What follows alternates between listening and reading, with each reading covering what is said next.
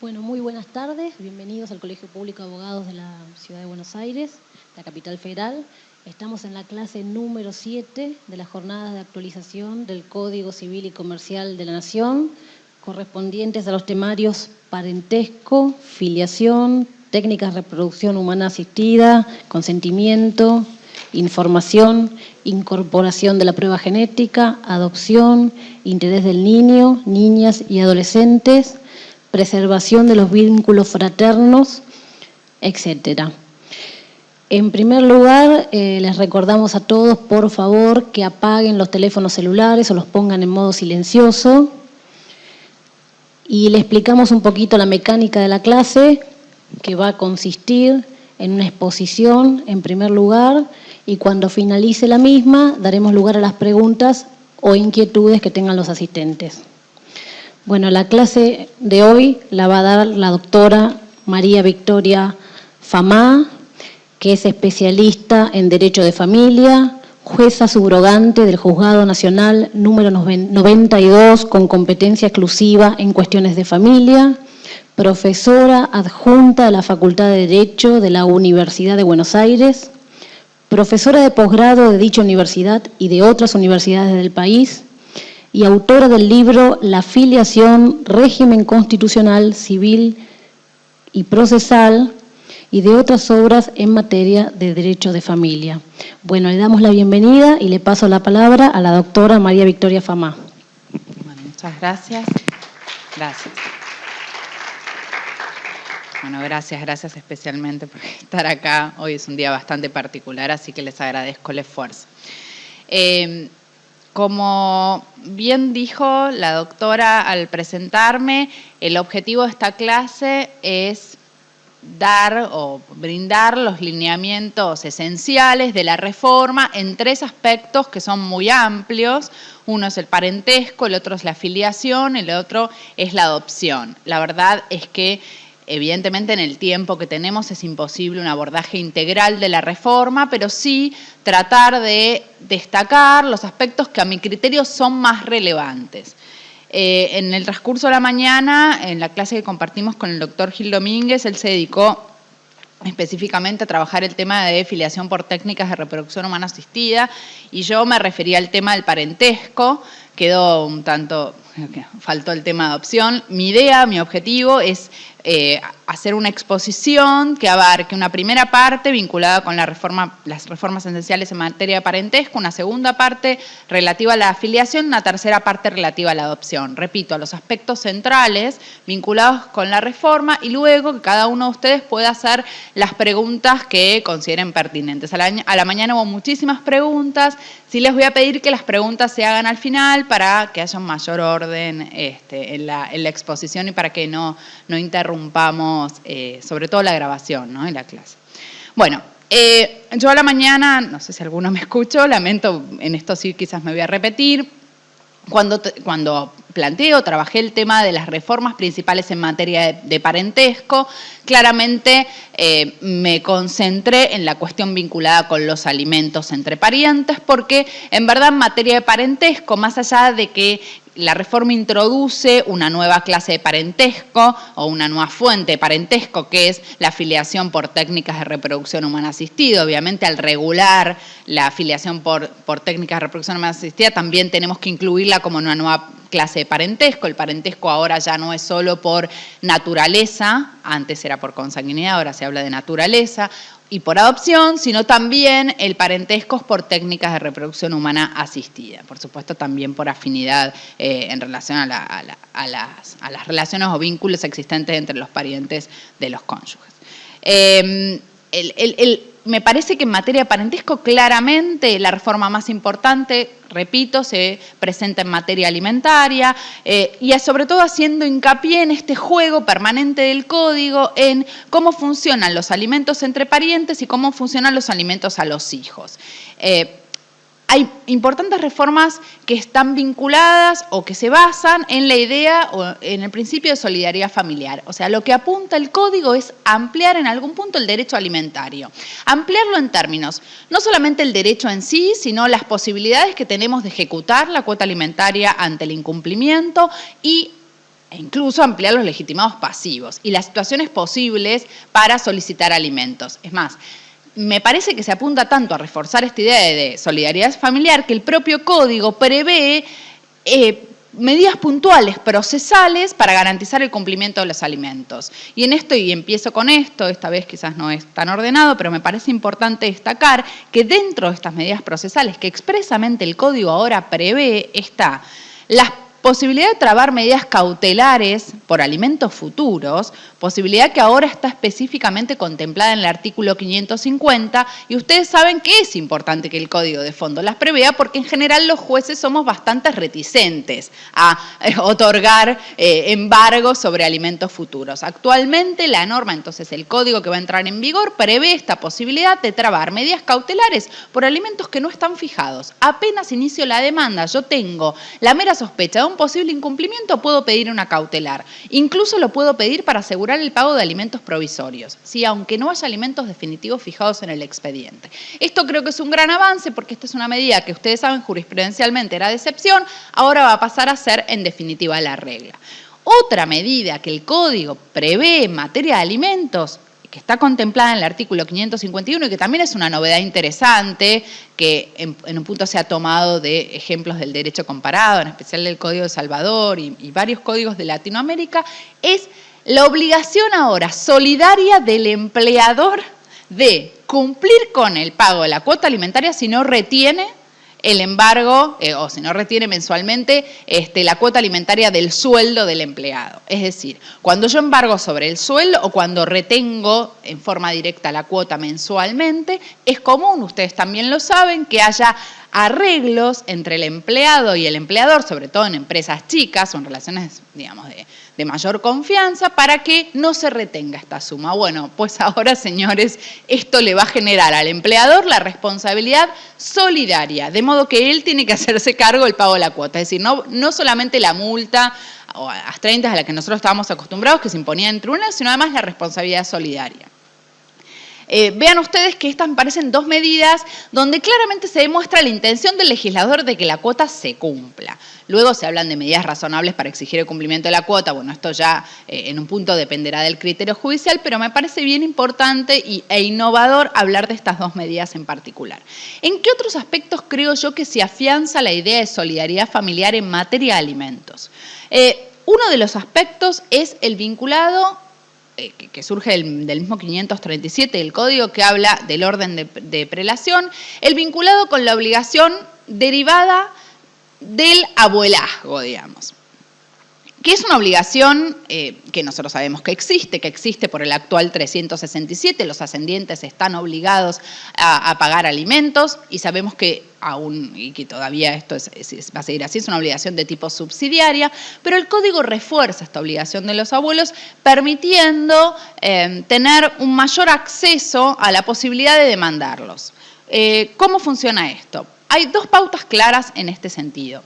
La primera es la regla general, el orden de prelación que surge del 537. Yo puedo demandar de manera subsidiaria a los ascendientes. En el caso de los hijos menores de edad, claro está, que están sujetos a responsabilidad parental, los primeros obligados son los padres, los ascendientes son obligados subsidiariamente. ¿Cuál es la innovación del Código? La innovación surge del, disculpen, a veces es difícil tener todos los artículos en la cabeza, del 668, que está en la parte de responsabilidad parental, que me permite en el mismo expediente en que demando al progenitor, demandar a los abuelos.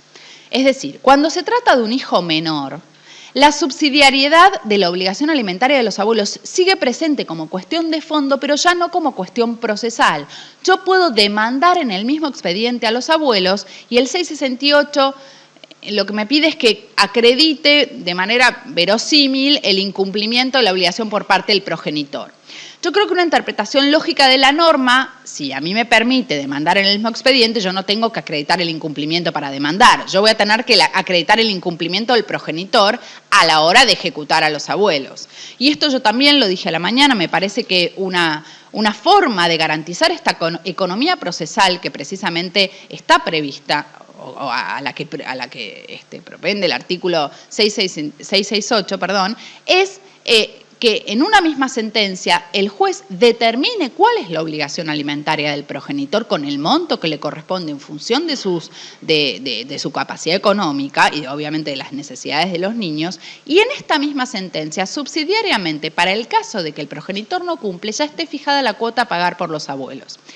Que no necesariamente va a ser la misma cuota, esto también lo aclaré. Evidentemente, el monto de la cuota de la obligación derivada de la responsabilidad parental no es idéntico al monto de la cuota derivado del parentesco. La obligación sigue siendo subsidiaria, habrá que tener en cuenta un monto que en general es más reducido y también que va a estar vinculado con cuáles son los recursos de los abuelos, ¿no? Los abuelos muchas veces son gente de pocos recursos, jubilados y demás. Esta cuota va a ser una ponderación de necesidades y recursos de una manera en general más ajustada de la que se deriva de la responsabilidad parental. Pero me parece importante ya tener fijada la cuota en esta sentencia para si yo voy al progenitor y el progenitor no cumple, ya tengo una cuota contra los abuelos. A ver, ¿qué otra innovación en esto? Y esta sí surge del 537 y es una innovación que es general para todos los parientes, pero en el caso de los abuelos creo que va a tener una marcada incidencia práctica. El 537, a diferencia del 367 actual, a mí me determina un orden de prelación para pagar alimentos, igual que ahora, ascendientes, descendientes y luego en segundo término, hermanos y medio hermanos, dentro de ellos los que estén, dentro de ascendientes y descendientes, los que estén en mejor grado, en el grado más cercano, y si están en el mismo grado, los que estén en mejores condiciones de hacerlo. Hasta acá estamos con una norma idéntica al 367 actual. ¿En qué innova el 537? El 537 me dice que si hay dos o más que están en igualdad de condiciones, el juez puede condenarlos a pagar la cuota por partes iguales o incluso podría condenarlos a pagar una cuota en porciones diferentes dependiendo de las cargas y obligaciones de cada uno de estos obligados. Entonces, ¿por qué digo que esto va a tener una fuerte influencia en materia de obligación alimentaria contra los abuelos? Porque ¿qué puede hacer el demandado a pagar alimentos? Puede traer al proceso a los abuelos maternos. Cosa que siempre está en discusión. Ustedes saben, los que trabajan en familia o llevan casos de familia, saben que muchas veces está en discusión por qué se demanda a los paternos y no a los maternos. En general, los maternos... Y, ay Dios, hago una aclaración también. Hoy a la mañana me dijeron la madre. Bueno, es mi costado feminista. A ver, no es siempre la madre, es el progenitor conviviente, pero lo cierto es que en la mayoría de los casos va a ser la madre la que reclama alimentos, entonces por eso tengo esta tara de decir la madre. Pero bueno, vuelvo a mi tara de feminista. La madre, en general, no le va a reclamar a sus propios padres. ¿Por qué? Por cuestiones lógicas, salvo que tenga mal vínculo en general, estos abuelos maternos o estos abuelos que tienen un vínculo más cercano con el progenitor conviviente, muchas veces participan en especie del cuidado de los chicos. O porque pagan algo, pagan el colegio, la obra social, o porque los van a buscar al colegio y los cuidan. Digo, entonces la madre no le reclama a quienes aportan en especie. De hecho, el Código Nuevo dice de manera clara que el aporte en el cuidado en las tareas domésticas es un aporte a considerar como un aporte dinerario. Esto que decía ya la jurisprudencia de manera tajante, lo dice el Código actual, creo también victoria del feminismo en esto, y es real porque en general las que se dedican al cuidado son más las mujeres que los varones. Entonces, lo que va a ocurrir es que los demandados pueden traer al proceso a estos parientes que se encuentran obligados en el mismo grado o que incluso están en un grado más próximo o en mejores condiciones de pagar alimentos. Y esta posibilidad de traer a estos parientes al proceso surge de hecho del 546. El 546 del Código, que entrará en vigor a partir del 1 de agosto, dice que el demandado a pagar alimentos puede demostrar que existen otros parientes en mejores condiciones para aportar esta cuota, o porque tienen un grado preferente o porque están de hecho en mejores condiciones. ¿Y cómo pueden hacerlo? Bueno, pues lo pueden traer al proceso, porque podrán probar en el proceso que existen otros en mejores condiciones. Si hay varios demandados, puede haber dos posibilidades, o que la persona demande a varios y en esto uno de los codemandados pueda probar cuál es la situación patrimonial de los otros codemandados, o que no lo haga y este demandado lo traiga al proceso en realidad como un tercero. Digo, esto es una puerta que nos da el 546 del Código. El 546 ya permite esta coparticipación o contribución que, como dije también hoy a la mañana, se permitía en la actualidad solo respecto de las cuotas futuras, pues ahora se va a poder permitir respecto de la cuota que no está fijada. Yo antes de que me fijen la cuota, puedo pedir que me citen a otros que estén en mejores condiciones en el proceso porque van a compartir esta cuota o van a tener que ser en rigor los únicos obligados.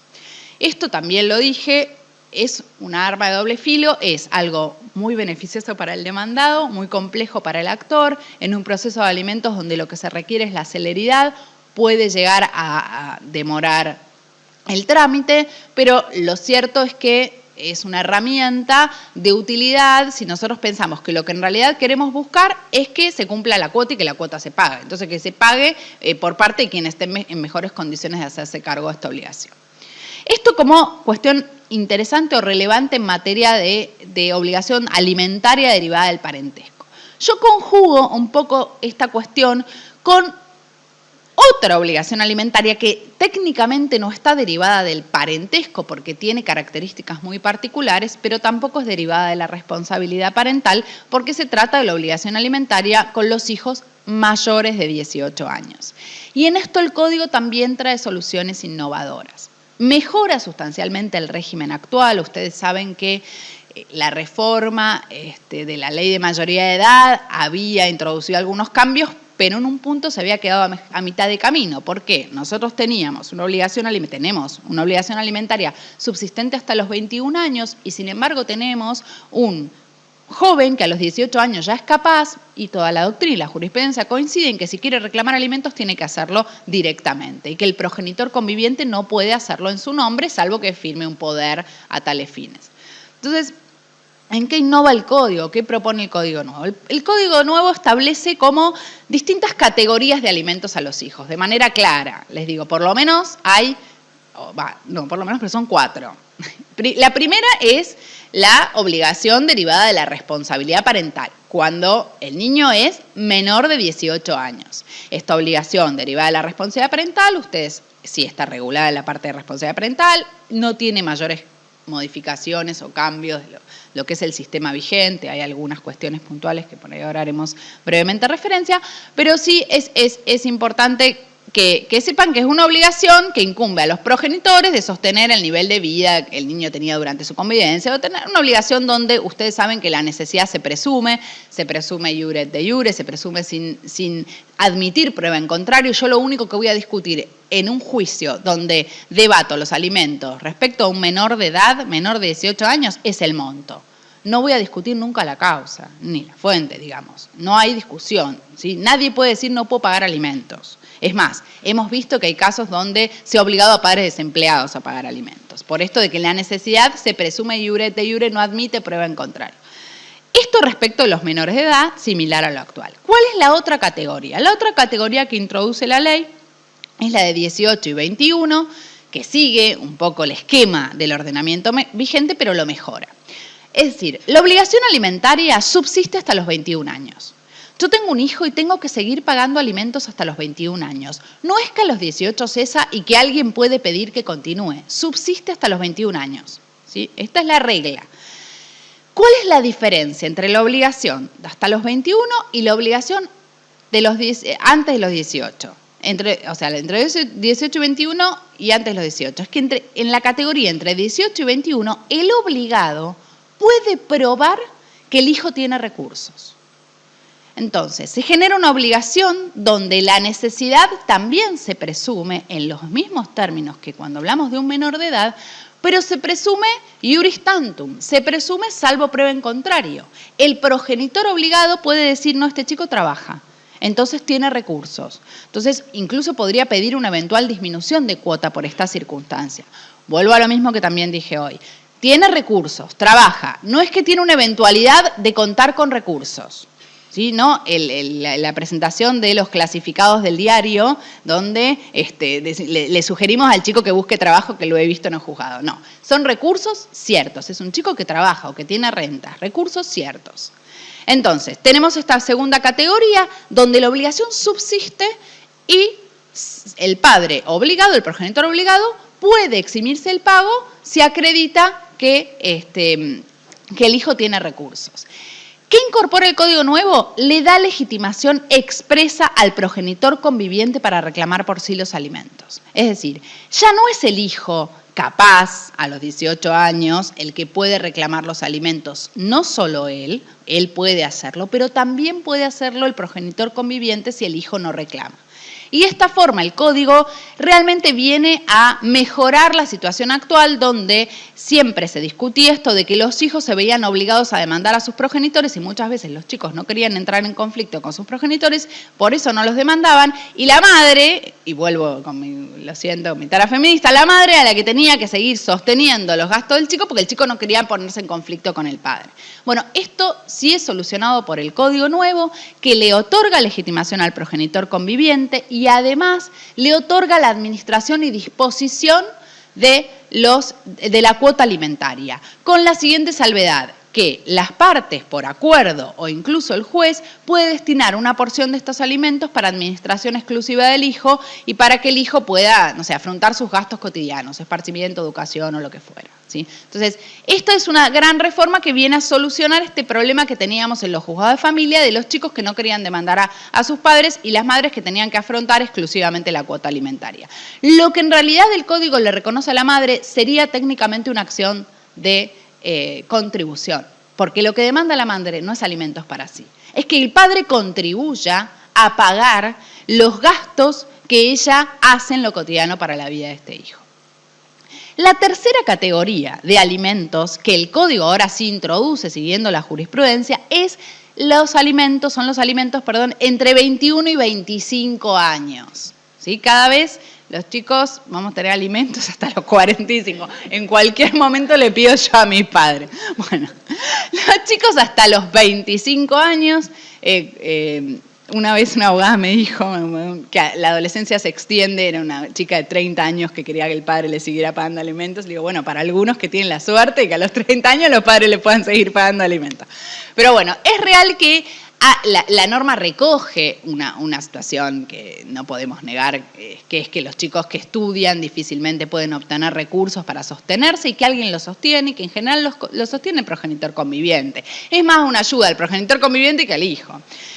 La obligación alimentaria subsiste hasta los 25 años siempre que el hijo acredite, que estudia, que ejerce un arte, una industria, una profesión y además que se está preparando, para el ejercicio de un arte, industria, profesión, etcétera, que le impide trabajar, que le impide autosostenerse o que tiene un trabajo que le impide autosostenerse. Y esta es una diferencia importante con la obligación entre los 18 y los 21. Entre los 18 y los 21 la obligación sigue.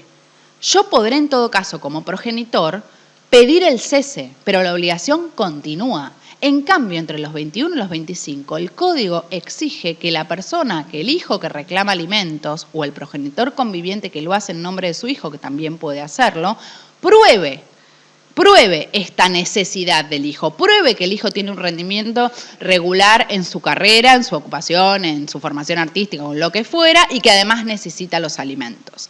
¿Entienden esta diferencia? Es importante distinguir las categorías de alimentos que se prevén. En una no hay nada que probar, la necesidad se presume iure de iure. En la otra se presume salvo prueba en contrario, el progenitor se puede oponer, pero la obligación subsiste.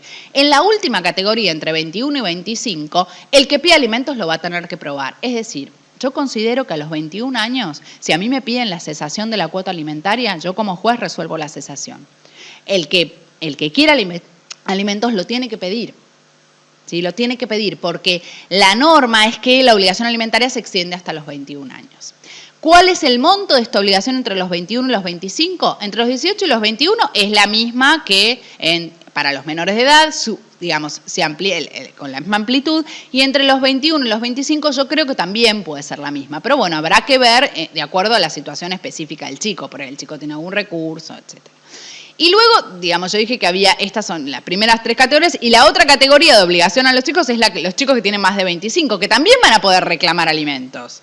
Claro, van a reclamar no ya en los términos del que estudia y demás, sino como cualquier otro pariente, si tienen la necesidad de reclamar alimentos, porque no pueden autoabastecerse, porque tienen alguna discapacidad, algún problema de salud, o porque no tienen trabajo, etcétera, en los mismos términos que cualquier pariente. O sea, tenemos 4 situaciones posibles de alimentos de los hijos, ¿sí? Esto nos abre bastante el panorama. Dos últimas cuestiones en materia de alimentos que me parecen de trascendencia, que incorpora el Código. Una es la obligación alimentaria subsidiaria del progenitor afín.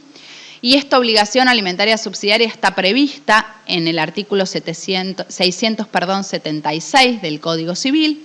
El progenitor afín es aquel que convive con el padre o madre de estos niños, que convive o que está casado, ¿sí? O que convive en una unión convivencial o que está casado. En cualquiera de los dos casos hablamos de progenitor afín, si bien el parentesco por afinidad se da exclusivamente cuando existe matrimonio, es decir, no hay relaciones de parentesco derivadas de la unión convivencial, no hay un estado civil que sea unido por convivencia. ¿Sí? O soy casado, soy soltero, soy divorciado, no hay un estado civil. Pero sí existe la figura del progenitor afín con una obligación muy particular, que es la obligación, con toda una serie de obligaciones de cuidado, de contribución a las cargas del hogar y demás, pero con una obligación alimentaria también subsidiaria. ¿Subsidiaria a quién? Subsidiaria a la obligación que tiene el progenitor biológico del niño, o el progenitor, el padre, podría ser adoptivo o lo que fuera, y también creo subsidiaria a la de otros parientes. Pero esta obligación existe y el 676 plantea esta cuestión, que también es interesante y que incluso ha sido bastante cuestionada, de que el principio es que cesada la convivencia entre este progenitor afín y el padre o madre de los niños, la cuota cesa. ¿Qué ocurre en la práctica? Cuando uno está casado o unido de nuevo, es muy común que el progenitor afín afronte en lo cotidiano los gastos de la vida de los chicos que conviven con él. Paga el colegio, paga la obra social, muchas veces tiene mucho mejor nivel de vida, muchos mejores ingresos que el padre biológico. Entonces, esto en la práctica se presenta. Cuando se produce la separación, claro, se contaba con todos estos ingresos y estos ingresos desaparecen. Entonces, lo que prevé el Código Nuevo en el 676 es que la regla es la cesación, pero de manera excepcional y subsidiaria, el juez puede fijar al progenitor afín una cuota, dice, asistencial, yo creo que es una cuota de mínima, y transitoria, si el cese de la convivencia o el cese de los aportes produce un grave daño en el niño, ¿sí? Si esto le ocasiona algún grave perjuicio al niño o a la niña.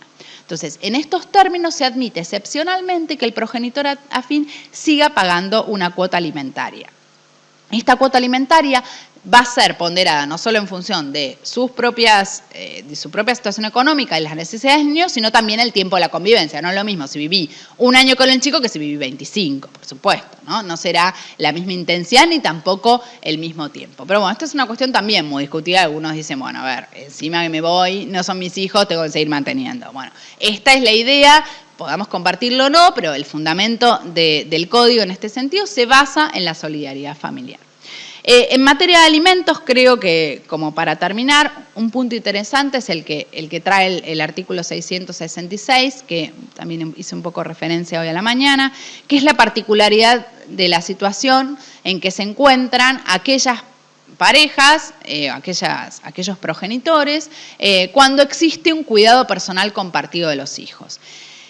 Y el 666 en esto va a traer problemas, también lo adelanté hoy a la mañana. ¿Por qué digo esto? En rigor, el 666 establece que en el caso que se otorgue el cuidado personal compartido de los hijos, ¿sí?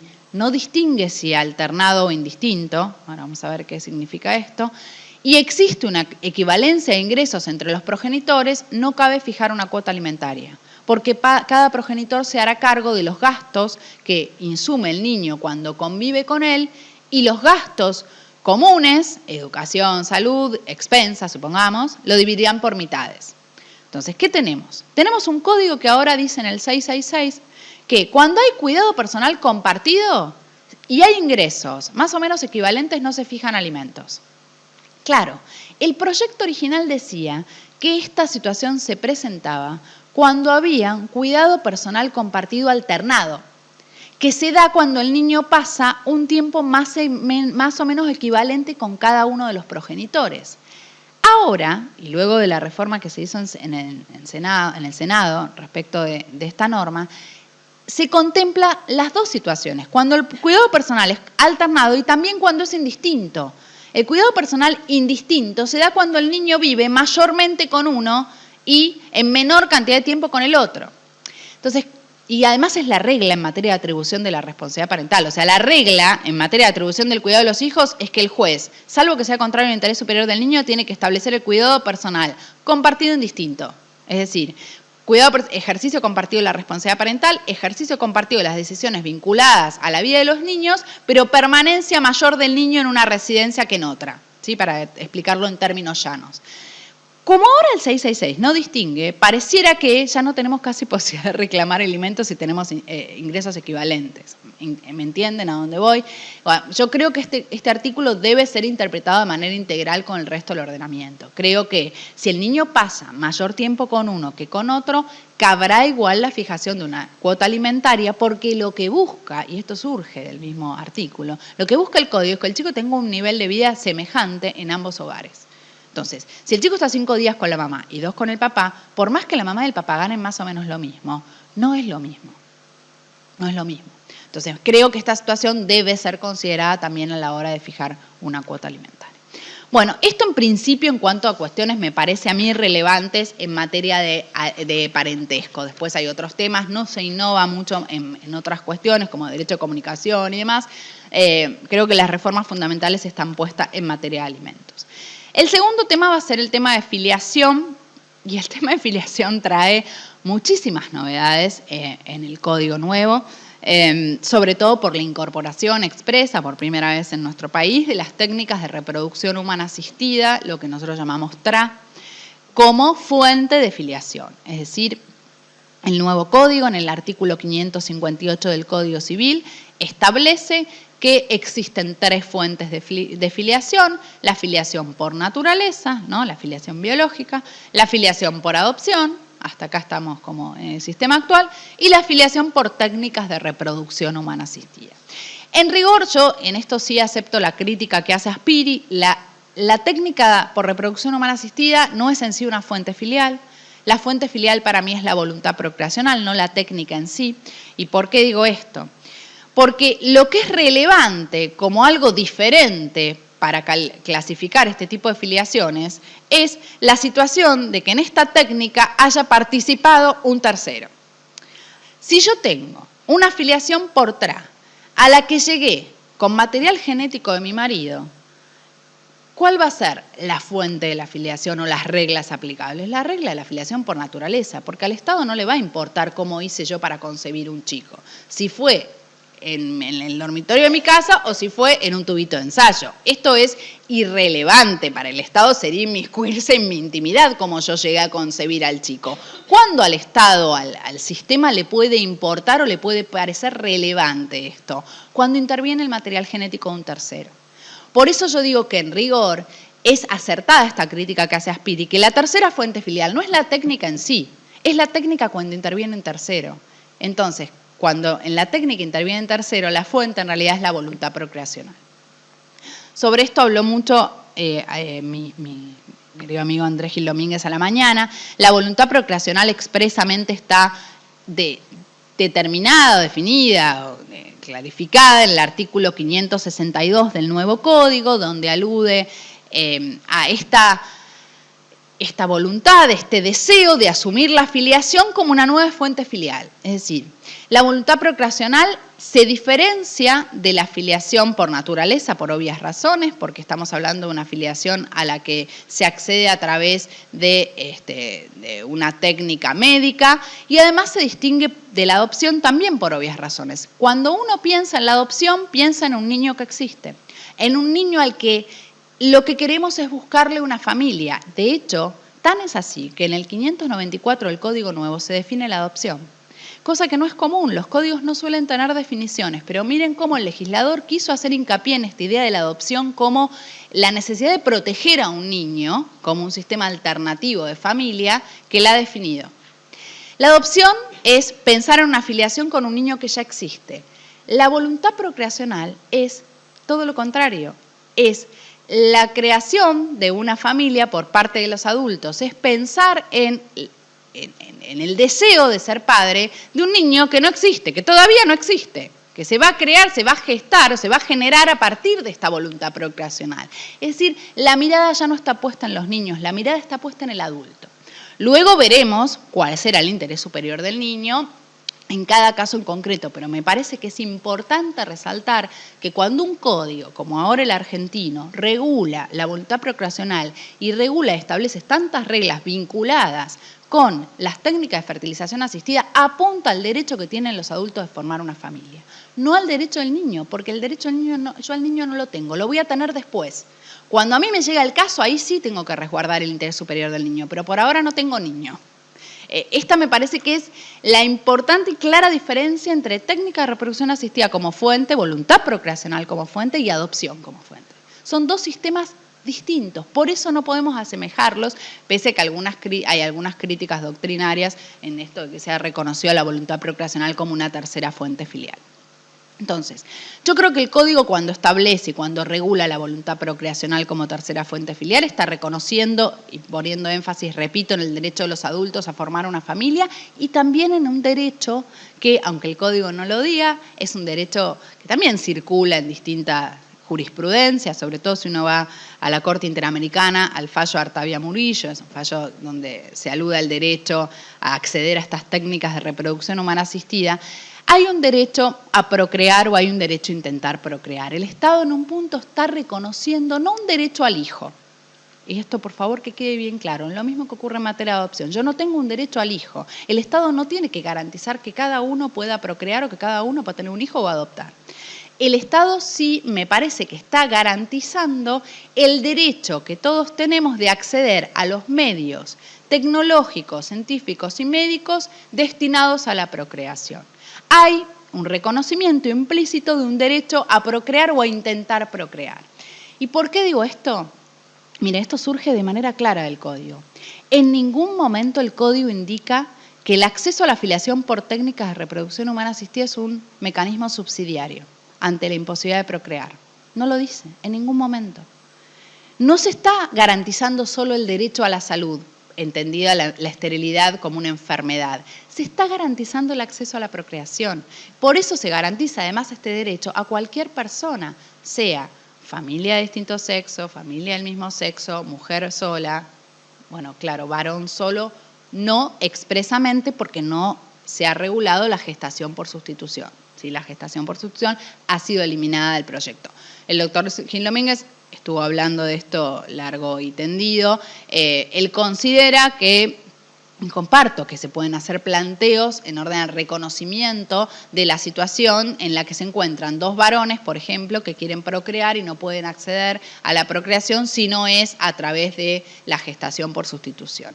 No me voy a detener mucho sobre esto. Sepan que el código eliminó esta posibilidad, pero lo cierto es que todo lo que no está prohibido, en un punto, señores, está permitido y existen suficientes fundamentos del derecho internacional de los derechos humanos para poder acceder a este tipo de técnica. Máxime cuando no nos olvidemos que nosotros tenemos vigente y aprobada una ley que se sancionó el año pasado, que es la ley 26862, que es la ley que exige a la cobertura médica de las obras sociales y de la medicina prepaga de las técnicas de fertilización asistida. Y garantiza este acceso integral. Y cuando garantiza este acceso integral, lo garantiza a favor de todas las personas. De modo que esta no discriminación o esta amplitud en el acceso a las técnicas, me parece a mí que también podría servir de argumento para solicitar, en un caso concreto, el reconocimiento de la posibilidad de acceder a la gestación por sustitución por parte de o una pareja de hombres, o una mujer sola, o una pareja de un hombre y una mujer que no pueden llevar a cabo un embarazo. Repito, igual esto ha sido eliminado del código, ¿sí? Por ahora no lo tenemos. ¿Qué es esto de la voluntad procreacional en la práctica, ¿no? ¿Qué es la voluntad procreacional? ¿Cómo se va a probar la voluntad procreacional? Y en esto también el código ha sido tajante. La única manera de probar la voluntad procreacional es mediante el consentimiento informado brindado en un centro médico. Es decir, yo lo que voy a exigir es un consentimiento médico brindado en un centro de fertilización asistida. No puedo acceder a la filiación por TRA mediante una fertilización de tipo casera. A ver, como poder yo puedo ir y fertilizarme con, como hay muchos casos, en la jurisprudencia hay casos donde se ha reconocido derecho de visitas a padres que son padres porque dos mujeres hicieron una fertilización casera con material genético de un amigo varón. Esto podrá tener otros efectos jurídicos, pero para el derecho no es filiación por técnicas de reproducción humana asistida, porque el único consentimiento que vale es el formalizado en el centro médico y con determinados requisitos.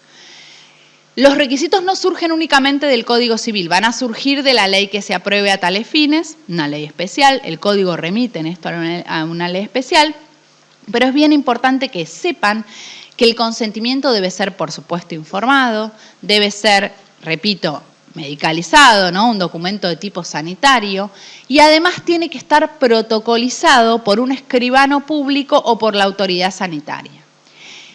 Toda esta formalidad o todo este consentimiento con estas formalidades debe ser además inscripto en el registro civil. Cuando este consentimiento es inscripto en el registro civil, hay filiación.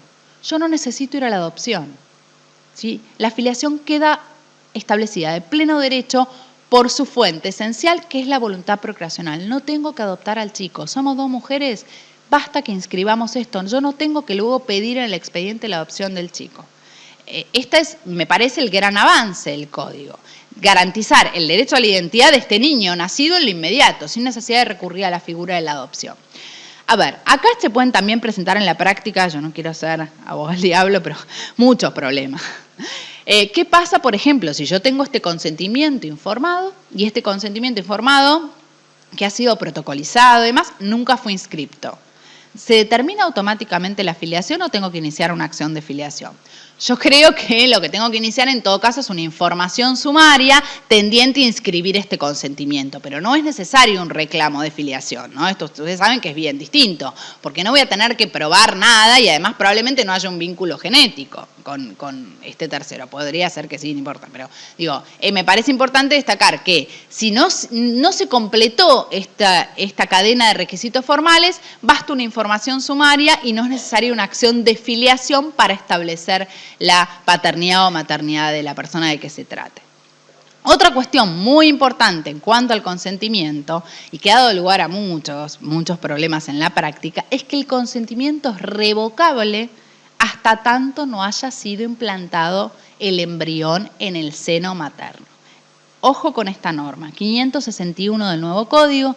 Esta norma no ha sido modificada en la comisión bicameral. Esta norma quedó tal cual estaba redactada en su redacción original y esta norma además es coherente con lo que establece en la actualidad en el artículo, creo que 7, la 26862, que es la ley de acceso a las técnicas de fertilización asistida, de cobertura médica de las técnicas de fertilización asistida. ¿Por qué aclaro esto, que esta parte no se modificó y por qué es relevante? Porque en un punto esto se contradice con el artículo 19. El famoso 19 que estuvimos discutiendo meses y meses si el embrión era persona o no era persona.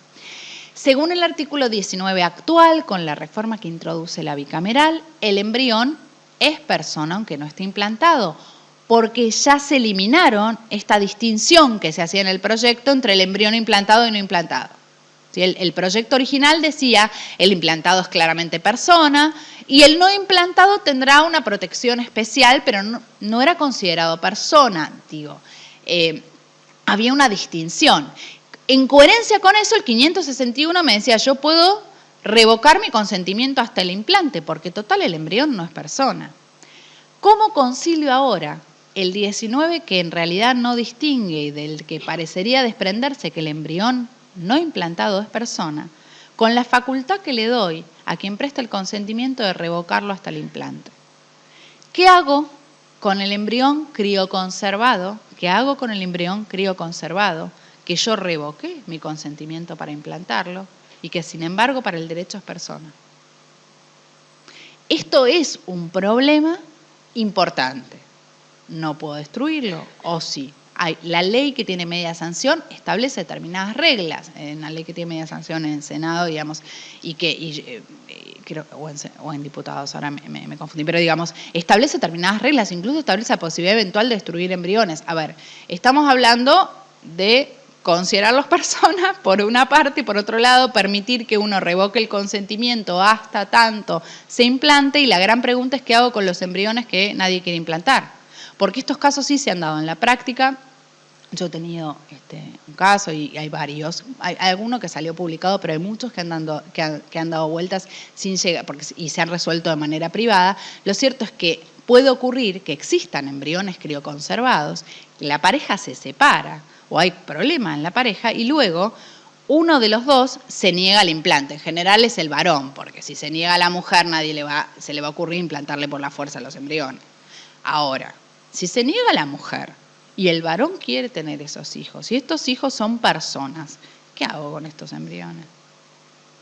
Esto es un tema que no es menor. Yo creo que a veces nos apresuramos a calificar o a establecer categorías jurídicas como la categoría de persona, que no deja de ser una categoría, en este caso jurídica, podrá ser también filosófica, religiosa, y podremos tener nuestras concepciones, pero digo, a la hora de pensar en las soluciones prácticas de este tipo de problemas, no son menores las cuestiones que se pueden plantear. Imagínense, es como que uno piensa en el lugar siempre de la mujer, el varón que se niega a implantarse los embriones, ¿no? Qué cara dura, se fue con otra, la dejó embarazada y encima se niega a implantarse, a que yo me implante los embriones. Ahora, y si es al revés, ¿qué hacemos?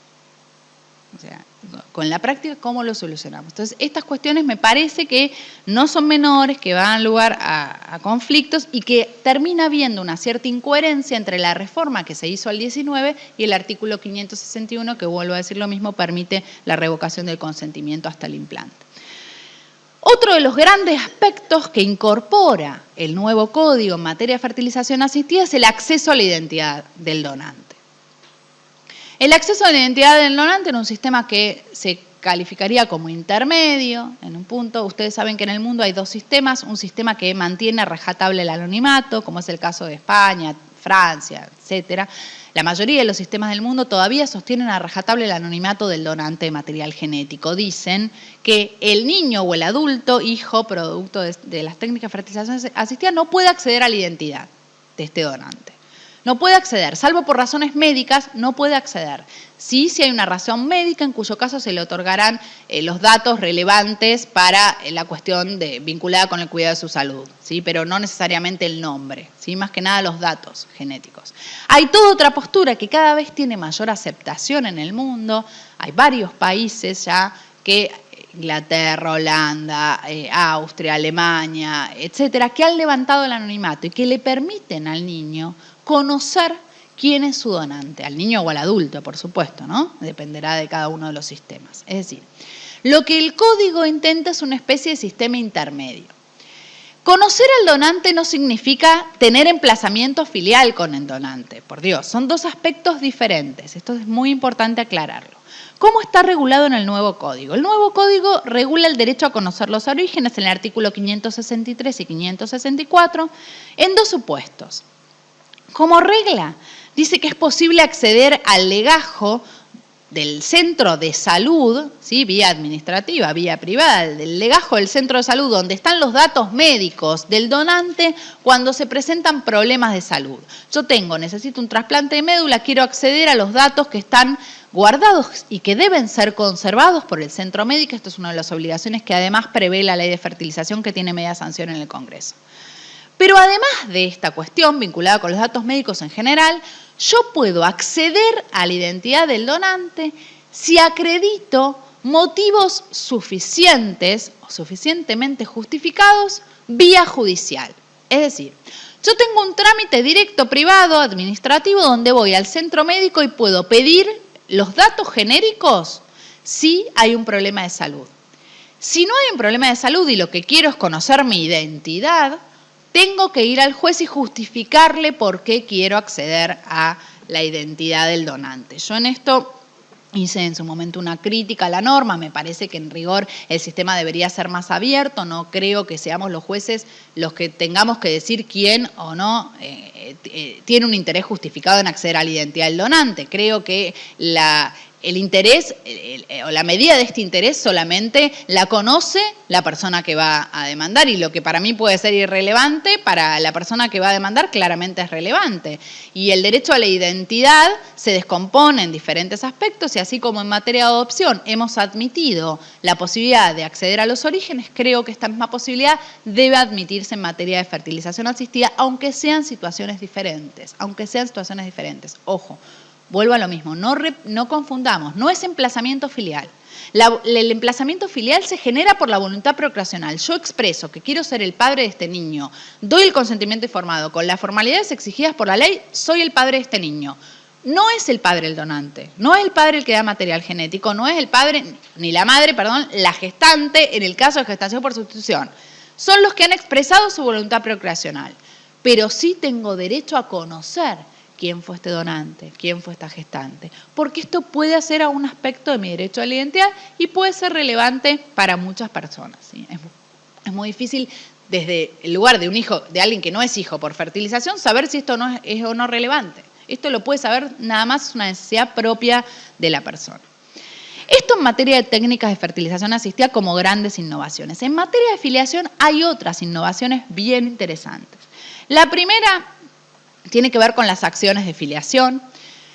Las acciones de desplazamiento se mantienen. El código presenta una paradoja en filiación. Es muy moderno en algunas cosas y se ha quedado muy tradicional en otros aspectos. Yo creo que han intentado conciliar el proyecto del 98, que tenía o que seguía las mismas reglas, las mismas acciones de Vélez, y después de la 23, de la 2364 y demás, con las técnicas de fertilización asistida. Entonces han hecho como una melange. Tenemos las mismas acciones de desplazamiento que tenemos ahora, todas. No se ha unificado esto, ¿sí? Hay impugnación de la paternidad, impugnación preventiva de la paternidad, hay impugnación del reconocimiento de la maternidad, bla, bla, bla. Pero sí lo que se ha hecho es unificar los legitimados y unificar los plazos de caducidad para entablar la acción. Esto por las críticas que recibieron, ustedes saben, las normas vigentes en cuanto a acotar la legitimación, sobre todo de la madre, del padre biológico, en la acción de impugnación de la paternidad del marido, ¿no? El Páez Vilaró y demás. Entonces, ¿qué hace el codificador? Unifica los plazos y unifica los legitimados. Ya en todas las acciones de desplazamiento, en todas las acciones donde queremos desplazar una filiación, la legitimación es amplia. No solo le corresponde al hijo, no solo le corresponde a los que están inscriptos como progenitores, sea padre o madre, sino también a cualquiera que acredite un interés legítimo, a cualquier tercero con interés legítimo. Y ojo con esto, porque el tercero con interés legítimo no es solo el padre biológico. El tercero con interés legítimo puede ser un heredero. Y esto lo ha dicho la jurisprudencia y la doctrina de manera conteste en la legitimación que ahora tiene este tercero con interés legítimo en la impugnación del reconocimiento, por ejemplo, o de la maternidad. Con lo cual, la legitimación es muy amplia. Y esto también puede dar lugar a situaciones que en la práctica sean conflictivas. Piensen en este caso. Una cosa es que la filiación le impugne el padre biológico y otra cosa es que le impugne un heredero porque solamente tiene una intención patrimonial, porque quiere desplazar a este chico o a este adulto que tiene derechos hereditarios. Entonces, la amplitud en extremis a cualquier tercero con interés legítimo me parece a mí que puede llegar a dar lugar a situaciones de injusticia. Yo creo que el sistema debiera haber optado por una alternativa, me parece a mí intermedia. Debería haber legitimado al padre o madre biológico, no tengo duda, hay un derecho a la identidad en juego muy evidente, pero que cuando el interés es meramente patrimonial debería haber puesto al juez en la obligación de ponderar la existencia de una posesión de estado de hijo. Porque yo creo que si hay una familia constituida hace 20 años no puede venir un heredero a querer desplazar una acción solamente por fines patrimoniales. De todos modos, creo yo que aunque el código no lo diga, el juez está facultado, de hecho ahora hay fallos donde esto se ha planteado, a desestimar una acción por menos intereses de tipo patrimonial. Pero claro, el código no lo dice, legitima a cualquiera, la acción está abierta, luego veremos qué hace el juez al decidir sobre el fondo. Entonces, primera gran reforma, amplitud de la legitimación. Segunda gran reforma, unifica los plazos de caducidad de las acciones, que eran también un gran problema, susceptibles de muchos planteos de inconstitucionalidad. Ahora, Para todas las acciones, el hijo no tiene plazo, como en el sistema vigente, y el resto de los legitimados tienen un único plazo, que es de 1 año, corto, pero ya no solo desde la inscripción del nacimiento o desde el reconocimiento, desde que se tuvo conocimiento del reconocimiento, sino desde que se supo que no había vínculo biológico entre el niño y quien figura como su progenitor. Y acá es donde el Código Nuevo supera todas las críticas de inconstitucionalidad que tiene el sistema vigente. El sistema vigente computaba, por ejemplo, en la impugnación de la paternidad del marido, el plazo para el marido desde la inscripción del nacimiento. Y por ahí el marido fue a inscribir al hijo, festejó los 10 años de cumpleaños del hijo y se enteró que el chico no era hijo de él a los 25 años. Y el plazo de caducidad estaba más que cumplido. Entonces, esta gran crítica que ha hecho que en varios fallos se haya declarado la inconstitucionalidad del 259 actual fue recogida por el legislador, que ahora prevé un plazo de 1 año, pero desde que sabe que no es el padre.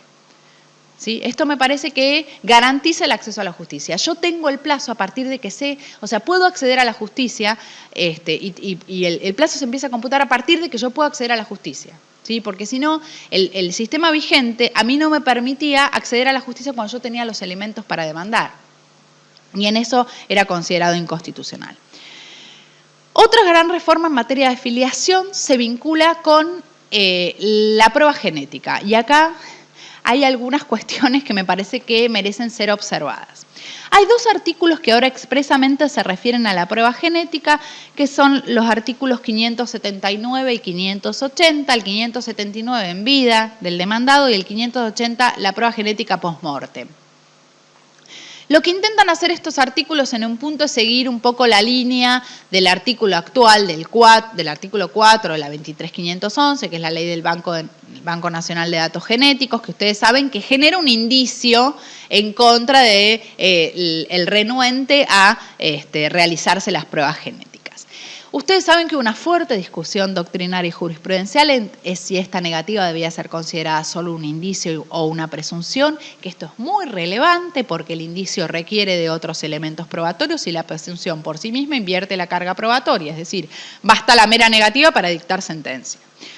Yo soy de las que durante años dijo tiene que ser presunción, hay que tratar de tomar medidas que sean compulsivas para que el progenitor se haga la prueba genética o para que el demandado se haga la prueba genética. Yo no lo puedo amparar al demandado, cuando en muchos casos sabemos que la única prueba es la prueba genética, por ejemplo en las relaciones clandestinas, en las relaciones ocasionales. El código optaba por una solución intermedia, yo no la comparto, pero bueno, es esta la solución que en un punto es la mayoritaria en la jurisprudencia, ha considerado la negativa como un indicio grave, contrario a la posición sostenida por el renuente, y ha innovado en la medida en que ha incorporado otros actores en la producción de esta prueba. A mí me gustaría leerles, y discúlpense que lo tienen ustedes ahí, pero me parece importante leer este artículo para que tratemos de comprenderlo, porque tiene una técnica que quizás no es del todo prolija, que se aclaren los fundamentos del proyecto. El artículo dice, bueno, la primera parte, las acciones de filiación, se admite toda clase de pruebas, incluidas las genéticas, que pueden ser decretadas de oficio o a petición de parte. Esto es casi idéntico al 253 actual. Luego dice, ante la imposibilidad de efectuar la prueba genética alguna de las partes, los estudios se pueden realizar con material genético de los parientes por naturaleza hasta el 2º grado, debe priorizarse a los más próximos. Si ninguna de estas alternativas es posible, el juez valora la negativa como indicio grave contrario a la posición del renuente. ¿Cuál es el conflicto que trae esta norma? Pareciera de la redacción de la norma que yo primero tengo que ir contra todos los parientes hasta el 2º grado, claro está, del demandado y luego recién puedo tomar esta actitud renuente como un indicio grave. Esto es, me parece, una deficiencia técnica, de hecho está aclarado en los fundamentos del proyecto, que yo no necesito traer a toda la parentela al proceso, porque si no el juicio de filiación no se terminaría más. Basta con que el demandado se niegue como para que yo considere su negativa como indicio grave. Lo que yo puedo como actor es tener la facultad de citar a los parientes hasta el 2º grado si quiero tener mayor certeza en cuanto al vínculo. Y esto sí me parece importante, es decir, la posibilidad de que yo en el proceso demande además al abuelo, ¿sí? Lo traiga, no como codemandado, por Dios, pero sí lo traiga al proceso para que el abuelo se someta a la prueba genética entre la negativa del padre, porque yo quiero tener certeza de cuál es la filiación de mi hijo. El código prioriza y establece un límite de grado hasta el segundo grado, porque ustedes saben que cuanto más lejano es el vínculo de parentesco, más ocasional es la compatibilidad genética. Entonces tiene que ser cercano para que haya una verdadera compatibilidad. Y siempre voy a elegir al más próximo precisamente por los mismos fines. Entonces, el mecanismo es el siguiente. Yo demando al progenitor, al supuesto progenitor. Si el progenitor se niega, tengo un indicio grave. Tendré que acreditarlo con otras pruebas. No basta la mera negativa. No basta la mera negativa. Fotos, mail, testigos o lo que fuera. No basta la mera negativa. Y ahora ya no hay interpretación judicial, salvo que consideremos que la norma es inconstitucional, pero habría que plantearlo. Si quiero además, si se niega, puedo además citar a otros.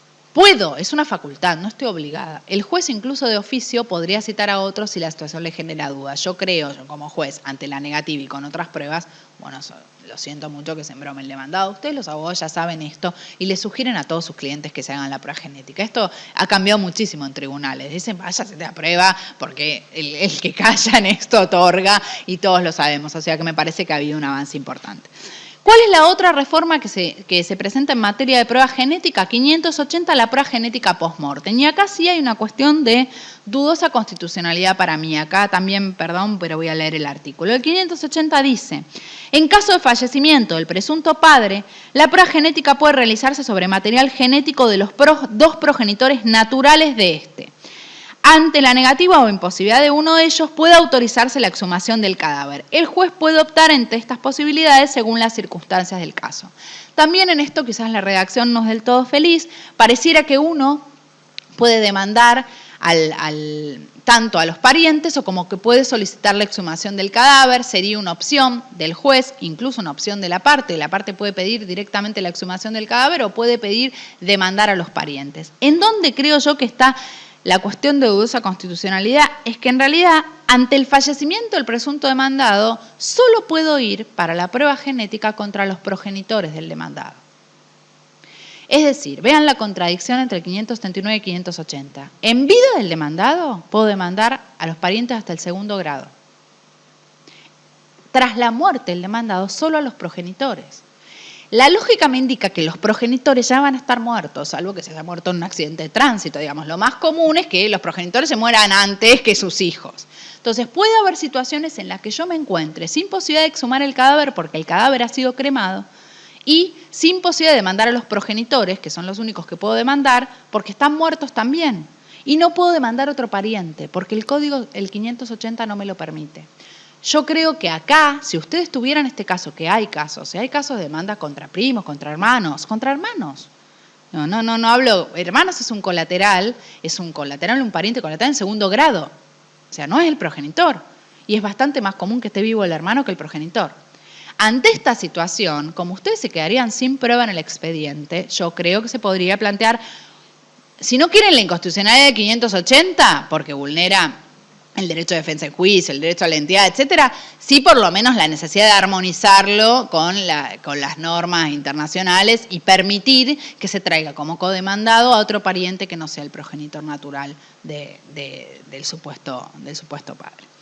Y la última cuestión en materia de filiación, un par más que me parecen interesantes, la competencia. Ya claramente se establece la posibilidad de iniciar el proceso de filiación no solo ante el domicilio del demandado, que es la regla ahora vigente, sino también, como ya venía diciendo la jurisprudencia, en el lugar del centro de vida, si se trata de un menor de edad o si se trata de una persona con capacidad restringida. Esto es muy importante porque puede ocurrir que el demandado tenga un domicilio en extraña jurisdicción y es una regla que me parece útil para facilitar el acceso a la justicia. Es decir, por el 581, si soy un menor de edad o una persona con capacidad restringida, puedo demandar en el lugar del centro de vida. Si soy mayor, me embromo y tengo que ir al domicilio del demandado. Y otras dos normas interesantes son la posibilidad expresa ya ahora de pedir alimentos provisorios en el proceso de filiación, o antes de iniciar el proceso, 586 del Código, en el proceso o antes incluso de iniciar el proceso. Esta norma se tiene que compatibilizar con la del, 664, que habla de los alimentos al hijo no reconocido. Si ya inicié la afiliación o aún antes puedo pedir provisorios, claro, voy a tener que probar la verosimilitud del reclamo. No es que voy y digo, es hijo de Charly García el chico, porque si no, no va a fijar alimentos sin ningún tipo de fundamento. Voy a tener que acreditar la verosimilitud del reclamo. ¿Cómo? Y este es un problema de la práctica, incluida la práctica actual. Tendré que demostrarlo con un examen genético, demostraré una situación de convivencia con el progenitor alegado, demostraré elementos que le permitan inferir al juez que puede existir una verosimilitud en el reclamo. Lo que sí establece el nuevo código es que si la demando antes de iniciar el juicio, el juez me va a poner un plazo para iniciar el proceso, cosa que también se hace en la práctica actual. Y la otra reforma importante son los alimentos a la mujer embarazada. El código reconoce expresamente que la mujer embarazada, casada o no, ya no son alimentos a la cónyuge, como ahora. Alimentos a la mujer embarazada, que acredite la verosimilitud del reclamo para cuestiones vinculadas, claro está, con la atención médica, con su propia alimentación y demás, porque por esta idea, por supuesto, que el concebido es persona y porque además de atención a su salud, de su cuidado, depende la vida de la persona por nacer. Es decir, ahora expresamente el código, les digo el artículo que está en la parte de responsabilidad parental, disculpe también, 665, permite que reclamemos alimentos a favor de la mujer embarazada. El gran problema es la prueba ahí, porque la prueba genética, ustedes saben que es más riesgosa, hay que hacer estudios que todavía pueden llegar a ser riesgosos para el niño y demás, y si no tendremos que probar otras cuestiones como la convivencia, etc.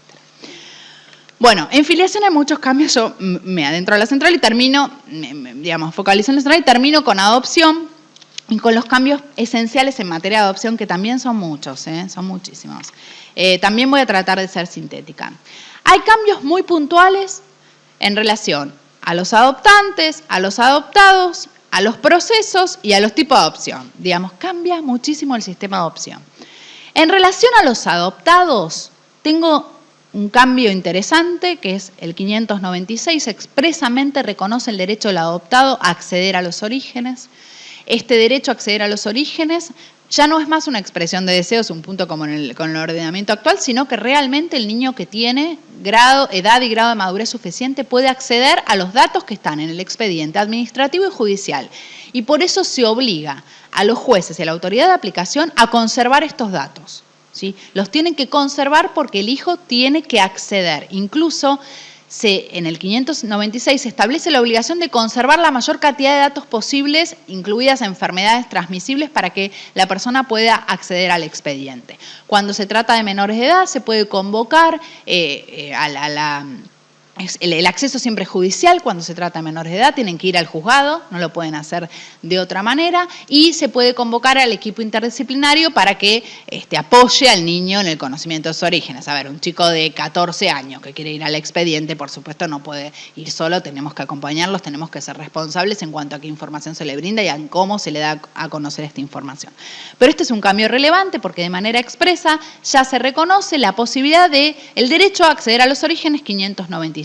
Incluso se le reconoce al hijo adolescente, que será tal, ustedes saben, a partir de los 13 años, ¿sí? La categoría de adolescencia es a partir de los 13 años, a iniciar una acción autónoma para conocer sus orígenes. Es decir, cuando yo tengo 13, no solamente voy a poder ir al expediente, sino, si no tengo datos suficientes en el expediente, puedo iniciar una acción autónoma a fin de conocer los orígenes. No es una acción de emplazamiento filial, por Dios, es una acción para conocer los orígenes. No emplaza, solamente me permite saber quién es mi mamá o mi papá, sin emplazamiento. Esto es a partir de los 13 años y siempre con asistencia letrada. También surge el mismo 596. Y el otro cambio fundamental en relación con el adoptado es la participación, que se le da al adoptado en todos los procesos. En todos los procesos, sea en la declaración judicial de adoptabilidad, en la guarda o en la adopción, el adoptado, si tiene edad y grado de madurez suficiente, es parte en el proceso y debe comparecer con asistencia letrada, sin perjuicio de que en todos los casos, aun cuando no tenga grado de madurez suficiente, es obligatorio para el juez escucharlo. Tan es así que lo repiten 48 veces, o sea, creo que lo repiten y lo refuerzan. En todas, el juez tiene que escuchar al niño, lo cual me parece más que correcto, surge de las normas generales, pero bueno, el legislador atendió la intención de reiterarlo y repetirlo. Ojo, si es menor, si no tiene madurez suficiente, no será parte. Si tiene edad y grado de madurez suficiente, será parte y deberá comparecer con asistencia letrada. Esto ha sido muy criticado por algunos autores que sostienen que el niño debiera ser parte siempre. Bueno, esto es una cuestión que me excede, porque si hablamos de esto no termino más, pero me parece importante resaltar que el código ha hecho esta distinción. Va a ser parte solo si tiene edad y grado de madurez suficiente. ¿Y en qué otra cuestión innova el código respecto del adoptado? En que exige el consentimiento del adoptado mayor de 10 años. El consentimiento expreso del adoptado mayor de 10 años. Tan es así que si el mayor de 10 años no da su consentimiento para la adopción es nula de nulidad absoluta. ¿Sí? O sea, no podemos no tener el consentimiento, no solo escucharlo, de un chico mayor de 10 años. Lo cual, a ver, en la práctica también es lógica. Jamás se me va a ocurrir dar a un chico en adopción de más de 10 años que no quiere ser adoptado. Es más, de 5 años no puede dar una adopción si no quiere ser adoptado. Es una adopción que va destinada al fracaso, es una cuestión de sentido común. Si yo tengo que tener un niño que quiera ser adoptado, hay chicos que no quieren ser adoptados, pero hay muchos chicos que están en hogares y no quieren ser adoptados. Esta es una realidad. Para las cuales el código, yo les digo con esto, no prevé soluciones. Acá vamos a tener algunas cuestiones en las situaciones híbridas, a las que ahora me voy a referir. En cuanto a los adoptantes, gran cambio, permite la adopción no solo de los cónyuges, conjunta, ¿no? La adopción vigente, ustedes saben que el sistema vigente me permite a mí adoptar de manera unilateral o a los cónyuges de manera conjunta. La única forma de adoptar de manera conjunta es si somos cónyuges. En el sistema nuevo vamos a poder adoptar de manera conjunta también si hay una unión convivencial. Unión convivencial y no mera convivencia, ¿eh? Yo tengo que tener por lo menos 2 años de convivencia, aunque no esté inscripta, pero sí de convivencia probada para conformar una unión convivencial. Y solo ahí puedo adoptar de manera conjunta. Es decir, que si no llego a los 2 años no puedo adoptar de manera conjunta. Sí puedo optar por la adopción integrativa, donde no se habla de unión convivencial, sino de conviviente, pero no de manera conjunta. Hay una mayor amplitud porque se baja la edad, ahora son 30, en el código nuevo van a ser 25 años. No se exige número mínimo de matrimonio.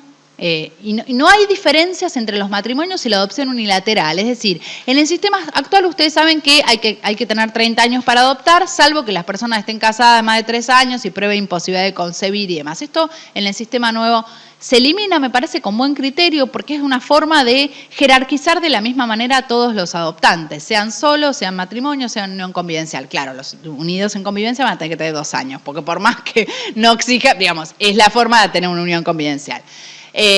Si tenés más de 25 años, podés adoptar. Si están unidos en pareja, podés adoptar aunque los dos no tengan 25, si uno solo tiene 25.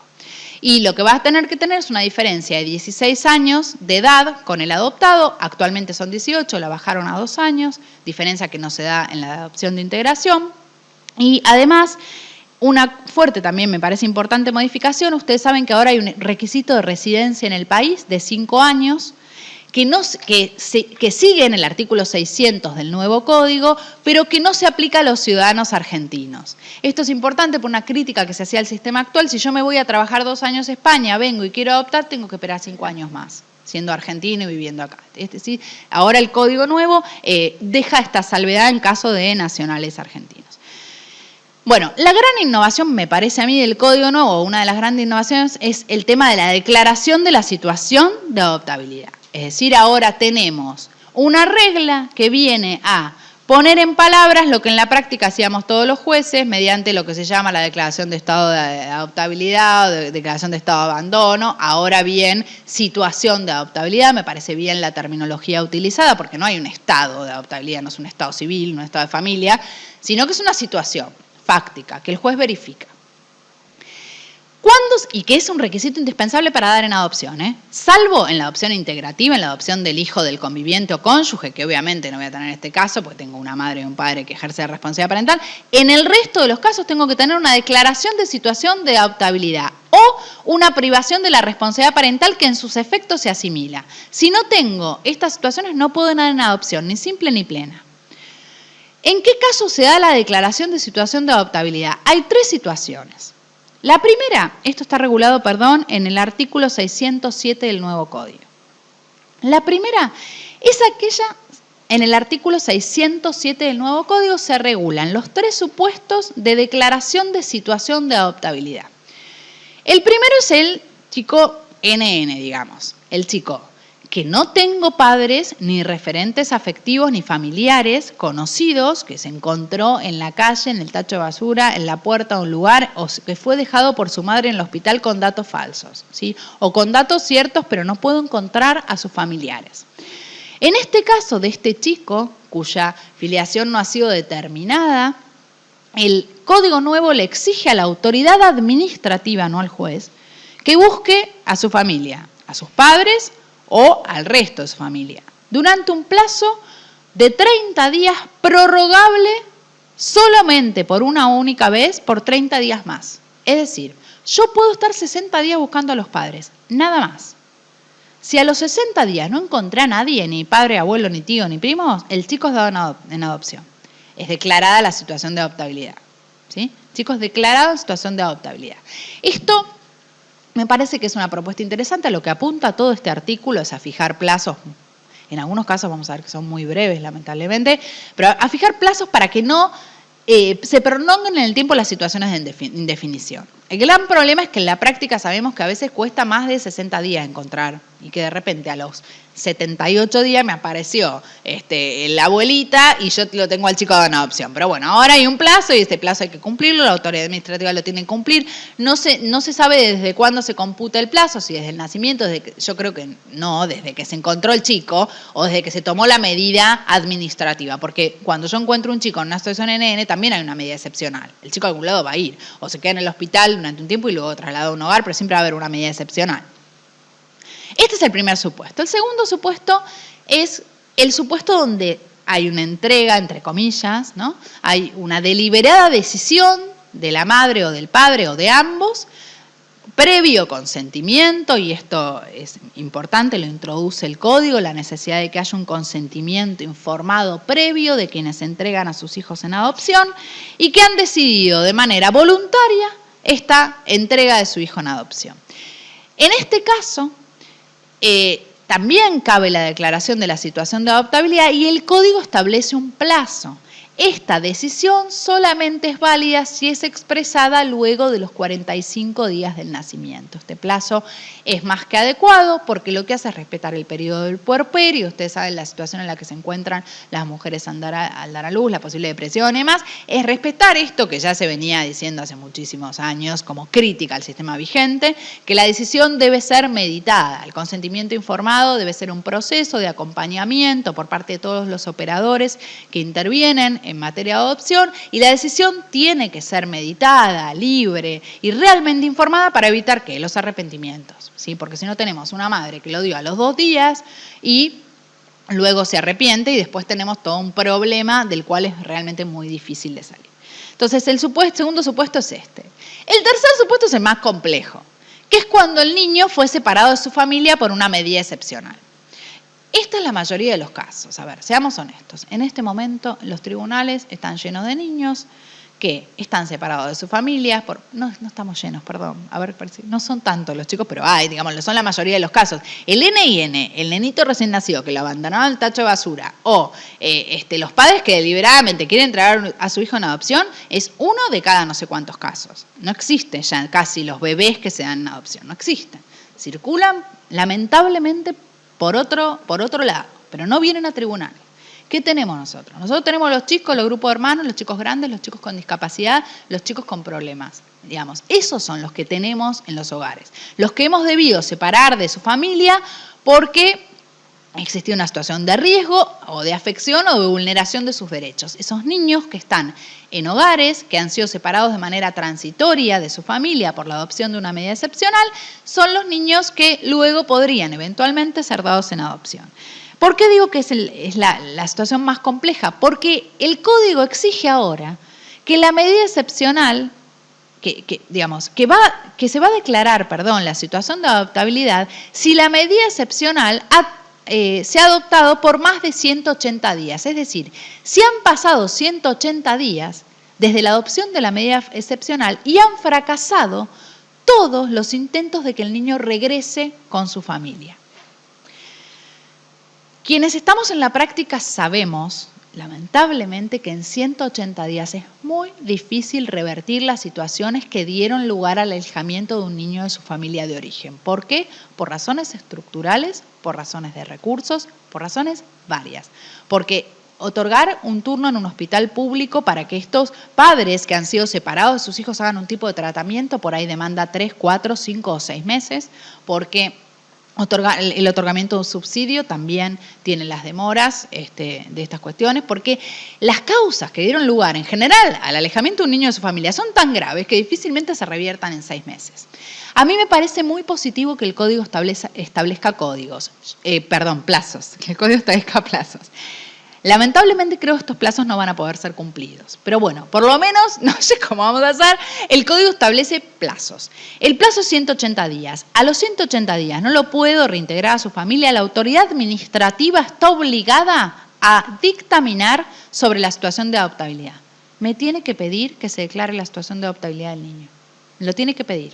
En 24 horas este pedido ingresa al juez y el juez tiene 90 días para resolver. Es decir, son 180 más 24 horas más 90 días. En menos de un año debería estar resolviéndose la situación de adoptabilidad de un niño. Repito lo que vine diciendo. La práctica demuestra que lamentablemente estos plazos son mucho mayores. Lamentablemente son mucho mayores. Pero bueno, el código ha optado por poner límites. Y una cosa importante que también este mismo 607 declama es que la declaración de adoptabilidad no va a ser dictada si hay un familiar o un referente afectivo que se quiera hacer cargo del niño, ¿sí? Que quiere ejercer la guarda del niño. Ahora vamos a ver los problemas que esto también presenta en la práctica. A ver, una vez que yo tengo la situación de adoptabilidad declarada, ahí habilito la guarda. No es que son 3 procesos distintos. No es que hay un proceso de declaración de adoptabilidad, un proceso de guarda y un proceso de adopción. Sí hay un primer proceso que sería la declaración de adoptabilidad y la guarda, que podrían ir en un mismo expediente, digamos, ¿no? Y hay un segundo que es el juicio de adopción.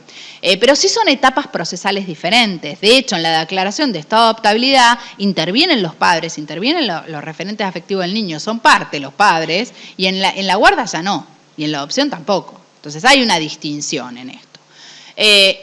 Una vez declarada la situación de adoptabilidad, tengo 10 días para que el registro me remita legajos con postulantes para la adopción. Vuelvo a lo mismo, plazo ilusorio, no porque el registro no los remita rápido, pero porque hay casos donde no se encuentran postulantes para adopción. A ver, yo no quiero llenarlos ni con datos, ni mucho menos, pero tengo algunos datos elevados por la misma Dirección Nacional del Registro de Adoptantes. De las personas que se postulan para adoptar a niños, el 92% quiere chicos menores de 1 año. Solo el 29% acepta chicos de más de 4.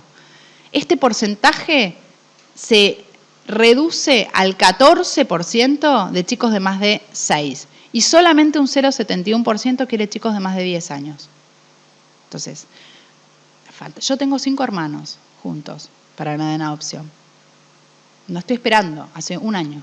No hay gente que se quiera hacer cargo de 5 hermanos, gente anotada, que a ver, digo, desde la ilusión, desde el deseo, desde la idea de familia Ingalls hay mucha gente, pero luego ante la realidad es complejo adoptar 5 chicos. Entonces, no hay predisposición para grupos de hermanos numerosos, sobre todo cuando hay algunos que son grandes, porque cuando son grupitos de hermanos, pero tienen 2, 3, 4, 5, y hasta ahí, pero cuando son grandes no, es entendible, digamos. A ver, la adopción sigue siendo mirada socialmente como una sustitución del hijo biológico que no tuve. No hay una mirada de la adopción diferente. El código pretende una mirada distinta, pero sigue siendo mirada así. Entonces, es entendible que la gente no quiera quizás adopciones complejas, pero son los problemas de adopción que tenemos hoy en día en los tribunales. La otra cuestión es el tema de los niños con discapacidad. Solamente, creo que menos de un 10% de los inscriptos está dispuesto a aceptar niños con algún tipo de discapacidad, enfermedad, patología, etcétera. ¿Sí? O sea, imaginen que esto también es un problema en la práctica. O sea, que los 10 días van a ser ilusorios en caso donde no tengo postulantes. Pero bueno, está también el plazo de 10 días. El mismo juez que declara la situación de adoptabilidad determina la guarda, otorga la guarda. Otra modificación del código, esta guarda dice no puede extenderse más de 6 meses. No puede extenderse más de 6 meses. El plazo actual es 6 mínimo, máximo 1 año. El plazo nuevo es como mucho 6 meses. Ojo con esto también, porque queremos acelerar los trámites, pero a ver, es importante que también el juez verifique que realmente hay una integración del niño con los postulantes. Porque una cosa es si es un bebé de 3 meses, de 1 año, y otra cosa cuando tenemos 3 hermanos. Porque nos ha pasado más de una vez que a los 4 o 5 meses, a los 6, incluso pasados los 6, nos han devuelto uno de los hermanos o nos han devuelto a los chicos. Lamentablemente es la cruda realidad, es un plazo que es corto. Yo creo que debería haberse previsto un plazo un poco más laxo en situaciones de estas características. Pero bueno, se previó un plazo de este tenor.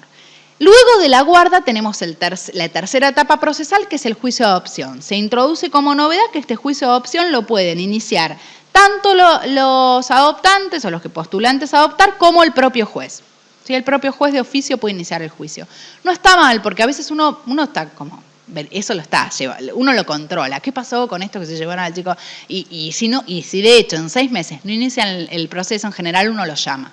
Entonces el servicio social lo llama y más. O sea que no está mal que el juez de oficio, bueno, depende del caso, lo inicie cuando, por ejemplo, la gente, no sé, se ha colgado, siempre hay uno que se cuelga con estas cuestiones. El juicio de adopción no tiene mayores, digamos, diferencias de lo que es la regulación actual. Sí se prevé en cuanto a competencia expresamente que sea el mismo juez que decretó la guarda o podría ser también el juez del centro de vida del niño, si es que el niño ha cambiado su centro de vida, y esta cuestión ha sido considerada a la hora de otorgar su adopción. Por ejemplo, porque se eligió padres que viven en Jujuy porque era un chico, que los únicos postulantes vivían en Jujuy. Entonces yo no puedo hacer el tipo que vive en Jujuy, litigar en la Ciudad de Buenos Aires, pues sería contrario al principio del acceso a la justicia. En materia de adopción voy a tener 3 tipos de adopción ya expresas: la plena, la simple y la integrativa. Se mantiene la plena y la simple. Hago una crítica también en esto. Yo no entiendo mucho por qué se mantiene la plena y la simple si hay tanta amplitud judicial en cuanto a la modalidad de adopción. ¿En dónde está la gran innovación del Código? La gran innovación en el 621. Que lo que hace es recoger mucha jurisprudencia de los últimos tiempos que ha pensado en tipos de adopciones abiertos. ¿Qué prevé el 621? Que el juez puede otorgar la adopción plena o simple en función del interés del niño. ¿Sí? Yo puedo decir la plena, que ustedes saben, corta los vínculos con la familia de origen, o la simple, que lo sostiene. Pero el juez además puede establecer que pese a dar la adopción plena, hay ciertos vínculos con la familia de origen que se mantienen. Y, a su vez, pese a dar la adopción simple, hay ciertos vínculos con la familia del adoptante que se van a crear. Es decir, yo doy la adopción simple, pero no solamente creo el vínculo de parentesco con el adoptante, sino también con los abuelos, o sea, con los padres del adoptante, con los tíos, con los hermanos del adoptante, etc. Es decir, el juez tiene tan amplias facultades y hay como una apertura tanto entre la plena y la simple. De hecho, el mismo 622, me permite convertir la simple en plena. No al revés, por supuesto, porque la plena es irrevocable. Pero si yo tengo tantas facultades, no entiendo por qué todavía siguen existiendo 2 tipos de adopción. Quizás es para sostener algo que para nosotros es cultural, porque en muchos lugares del mundo ustedes saben que esta doble figura no existe. Pero bueno, lo cierto es que la sigue manteniendo, pero la apertura del juez en esto es amplísima. Es más, el juez va a crear relaciones de parentesco. Es increíble. Pero yo creo relaciones de parentesco. Porque el 621 a mí me permite establecer una relación de parentesco. Por eso yo les dije hoy a la mañana que es impresionante la amplitud y el poder que tiene el juez a la luz del nuevo Código Civil. A ver, que creo que en materia de familia es interesante, porque es cierto que hay, digamos, una flexibilidad procesal y una flexibilidad del rol del juez de familia. Pero bueno, esperemos que todos más o menos vayamos para el mismo lado, porque si no ustedes se van a volver locos. Pobres los pobres, sí, y la verdad es que es esa. Porque, por un lado es interesante y por el otro lado también genera su inseguridad jurídica. El juez tiene esta potestad, va a crear vínculos de parentesco. Dice el 621 que en el caso de la adopción simple esto no modifica el sistema legal ni de sucesiones ni de responsabilidad parental. ¿Qué otra gran innovación se presenta en materia de tipos de adopción? Que la adopción plena, si bien sigue siendo irrevocable, ahora permite también de manera curiosa, por eso digo que es raro que se sigan sosteniendo estos 2 sistemas. En el artículo 624 yo puedo iniciar una acción de filiación a los fines de que el adoptado pleno pueda gozar de los derechos sucesorios e incluso reclamar alimentos a su familia de origen. Es decir, en el sistema actual la adopción plena es irrevocable y yo solamente puedo iniciar una acción de filiación o un reconocimiento a los fines de los impedimentos matrimoniales, para que no nos casemos entre hermanos, digamos. En el sistema nuevo voy a poder iniciar una acción para reclamar derechos sucesorios o alimentarios. Esto también es una gran apertura de la adopción plena. En materia de adopción simple también hay una mayor apertura porque expresamente se reconoce el derecho de comunicación con la familia biológica y también se reconoce un deber alimentario de la familia biológica, que es un deber subsidiario. Si los adoptantes no pagan, puedo reclamarle a la familia biológica en la adopción simple. Y por último, en materia de adopción integrativa, que es la adopción del progenitor, de la pareja o cónyuge del progenitor del niño, también es bastante interesante la reforma porque innova en esto, en que claramente la establece como un sistema con un sistema distinto, como una tipología propia de adopción, con características particulares. No tengo que pasar por la situación de adoptabilidad, obviamente, no tengo que pasar por la guarda. Tengo un padre que ejerce la responsabilidad parental, pero luego tengo un conviviente que quiere adoptar.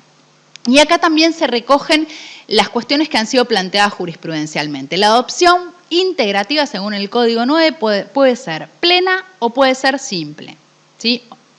Más que plena o simple, puede ser o plena o con las facultades que se le da al juez en el 621. El 631 alude a la adopción integrativa y dice que si el niño tiene solo un vínculo de origen, que va a ser con el progenitor que convive que quiere adoptar, la adopción va a ser plena, pero no va a cortar su propio vínculo de origen, por supuesto. Yo tengo un hijo, mi pareja lo quiere adoptar, yo sostengo todos mis deberes y responsabilidades como padre, pero mi pareja lo adopta de manera plena y este niño también se integra a toda la familia de mi pareja. Esto se hacía en la práctica, si bien el código solamente en la actualidad habla de la adopción integrativa como una adopción simple, la jurisprudencia ha ido marcando terreno en admitir la adopción plena.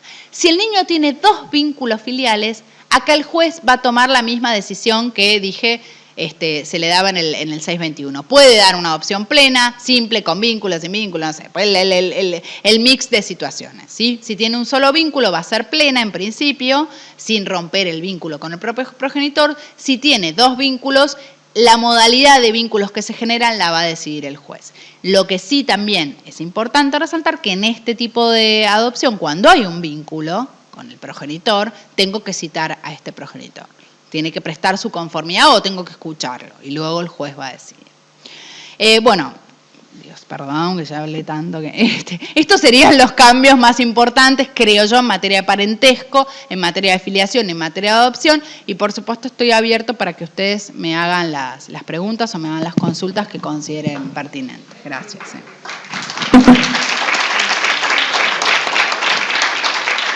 Gracias. ¿Alguno quiere efectuar alguna consulta o pregunta?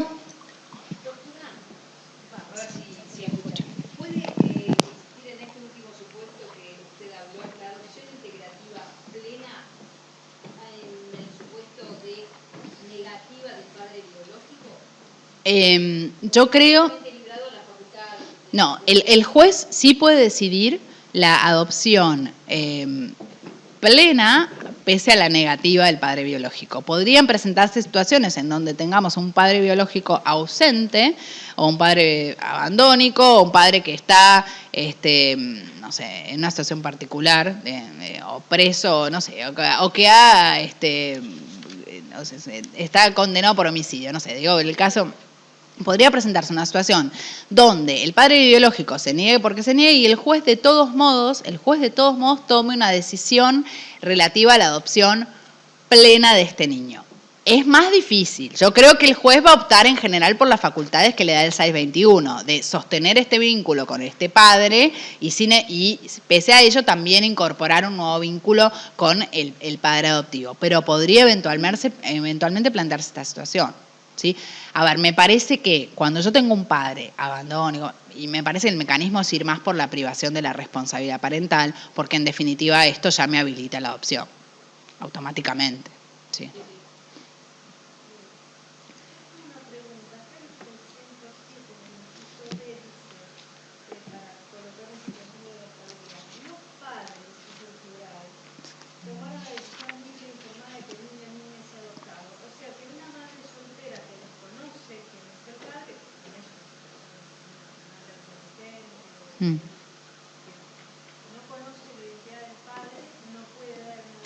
No, esa sería, está bien está bien su pregunta, pero en realidad no creo que esa haya sido la intención del legislador en esta norma. Lo que la doctora discute, la repito para que se escuche para todos los que están viendo online, en el artículo 607, cuando habla de los supuestos de declaración judicial de situación de adoptabilidad, dice: los padres tomaron la decisión libre e informada de que el niño o niño sea adoptado. A lo que un poco alude la norma es esta cuestión de tratar de desmitificar esto de que la madre sea la única que está o que presta su consentimiento para la entrega de adopción de un niño. Esto ha sido muy criticado porque la madre siempre en general está en soledad ante estas situaciones, de modo que si existe un padre, el consentimiento va a tener que ser de la madre y del padre. El padre existe, digo, si lo conocemos. Ahora, la madre sola puede dar su consentimiento si el padre es desconocido, ha desaparecido o no tenemos forma de ubicarlo. Yo en un punto compatibilizaría esta norma con lo que establece ahora el nuevo 583, que vendría a ser el que reemplaza al 255 actual en cuanto a las facultades que tiene el Ministerio Público de rastrear al progenitor cuando el hijo no ha sido reconocido. ¿Sí? Este 255 actual, en el 583 nuevo se refuerza mucho este poder del Ministerio Público porque le permite al Ministerio Público entrevistar a la madre, que la madre instarla, que dé el nombre del progenitor y el paradero del progenitor, que denuncie sus datos, por supuesto si la mujer quiere, a ver, si no vamos a poner una picana para que hable, lo cual, digamos, pero sí hay como una fuerza mucho mayor en los términos de la norma, y me parece que es necesario compatibilizarlo porque yo creo que cuando un juez sabe que hay un padre, tiene que tratar, un juez o una autoridad administrativa, tiene que tratar de que el padre esté presente en esta decisión, porque después si no tenemos el caso Fornerón. El caso Fornerón es el claro exponente de un padre que no fue tenido en cuenta a la hora de prestar el consentimiento. Es una madre que da su consentimiento sola, negando, el caso Fornerón, perdón, para todos es el caso que ha servido que la Corte Interamericana condene a la Argentina, porque un padre que estuvo 12 años luchando por su hija, la madre la entrega en adopción, decisión tomada desde antes del nacimiento, y le negó al padre la paternidad. Cuando el padre supo que realmente era el padre más, el chico ya estaba en adopción y nunca le permitieron ni un régimen de comunicación. Entonces esto dio lugar a graves sanciones a la Argentina. Entonces me parece que lo que quiere apuntar la norma no es que la madre sola no pueda entregar al niño, sino que si hay un padre, tratemos de que este padre también preste su consentimiento. Hay una cosa que, perdón, me olvidé, que es muy importante, pero muy importante, el Código Nuevo. Me lo olvidé de decir y no lo quiero dejar de decir. El Código Nuevo prohíbe expresamente la guarda de hecho y las entregas directas. Me acordé por Fornerón. 611 el Código. A ver, lo digo porque esto es, para ustedes abogados, es una herramienta fundamental para que ustedes tengan en cuenta. Actualmente sabemos que las guardas de hecho están prohibidas, pero el Código Nuevo dice expresamente queda prohibida la guarda de hecho, la entrega directa, o por acto administrativo o por acto judicial. Y esto habilita, dice, al juez, no impone, pero sí habilita al juez a separar al niño de manera definitiva o transitoria de los guardadores. Ojo con esto, porque ya tenemos una norma expresa que me dice: yo no puedo elegir a quién quiero dar en adopción, salvo que haya una relación de parentesco con quienes elegí. Si es mi hermana, mi mamá. Si no, no puedo hacer este tipo de, no puede, lo que busca el derecho es a no convalidar estas situaciones fácticas, donde puede haber incluso tráfico y demás, pero aunque no lo haya, ¿sí? Aunque no lo haya. Yo, para adoptar, tengo que estar inscrito en el registro de adoptantes, si no la adopción es nula, de nulidad absoluta, y no puede haber una guarda que no haya sido decretada por el juez.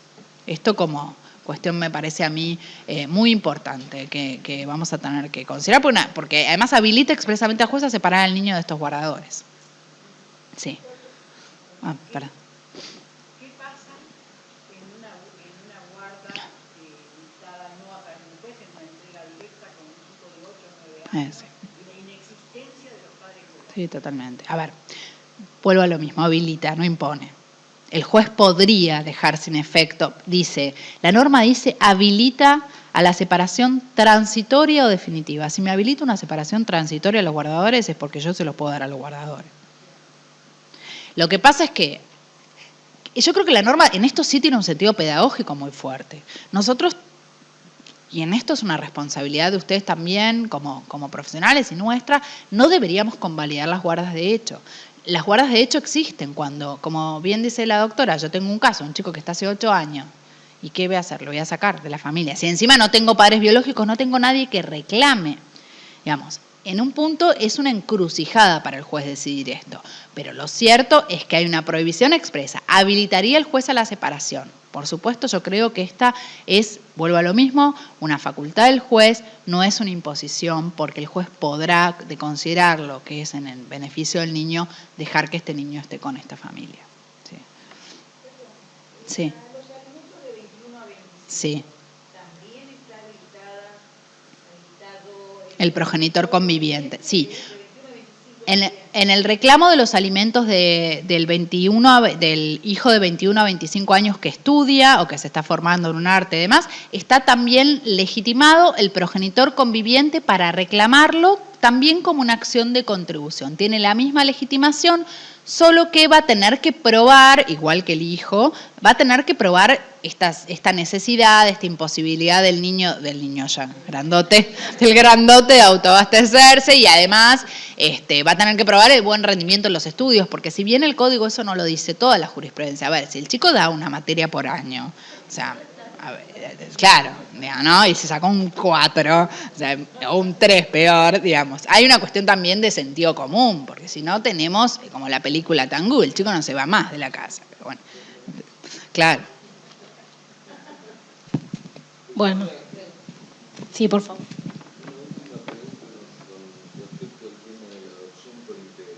Sí.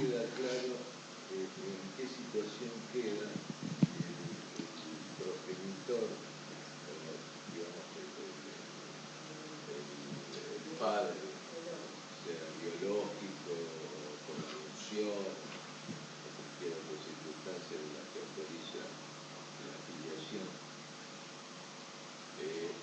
Con respecto al chico que es dado en adopción, aunque se crea el vínculo con el conviviente o cónyuge Sí. A ver. No es tampoco tan clara la situación en la que queda. Él me está preguntando en qué situación queda el progenitor biológico cuando yo habilito una opción por integración. La realidad es que es difícil que se solicite, podría solicitar, pero es difícil que se conceda una adopción por integración cuando tenemos un padre biológico muy presente. Tendremos en todo caso un progenitor afín en los términos generales, pero no vamos a tener. No podemos tener 3 padres. Eso es una cuestión, digamos, el 558 me habla de una filiación binaria. No puede haber 3 padres para el sistema vigente. Esto también lo aclaré en la mañana, esto por ahí el día de mañana cambia porque sabemos que hay familias homoafectivas que de repente entre 4 deciden criar un hijo, pero hoy tenemos 2 nada más. Mamá, mamá, papá, papá o mamá, papá, pero no tenemos 3. Claro, de todos modos, uno ve y surge del inciso segundo del 631 que si el adoptado tiene un doble vínculo filial, se aplica lo dispuesto en el 621. El 621 es este artículo que yo les dije que le da la flexibilidad al juez para establecer determinados vínculos. O sea que el juez podría, igual, a mi criterio, con el nuevo sistema, de manera más clara, si yo tengo un progenitor, otorgar una adopción a favor del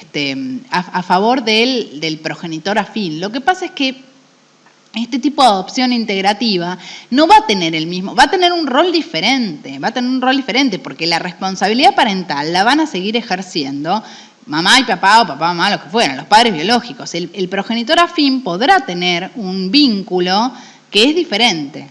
¿Sí? Que tiene más limitaciones, que va a estar más vinculado a una cosa tipo adopción simple o como la querramos llamar. El 621 es muy amplio. ¿Sí? Crearé un vínculo con este progenitor afín muy puntual. ¿Sí? Yo igual creo que si tenemos un progenitor biológico presente, a ningún juez se le va a ocurrir dar una adopción, porque el progenitor afín será el progenitor afín. Pero podría ser en interés del niño en determinadas situaciones. Por ejemplo, yo he tenido algún caso en materia sucesoria, que por ahí quieren protegerlo al niño y que este niño tenga la posibilidad de suceder, y aún habiendo un padre un poco perdido por ahí, se habilita la adopción del conviviente o la adopción del marido de la madre o del marido del padre o de la mujer del padre a los fines también sucesorios. Porque el progenitor afín tiene obligaciones, muchas ahora, deber de contribución, incluso alimentos, lo vimos, pero no hay derechos sucesorios derivados del progenitor afín. No hay derechos sucesorios.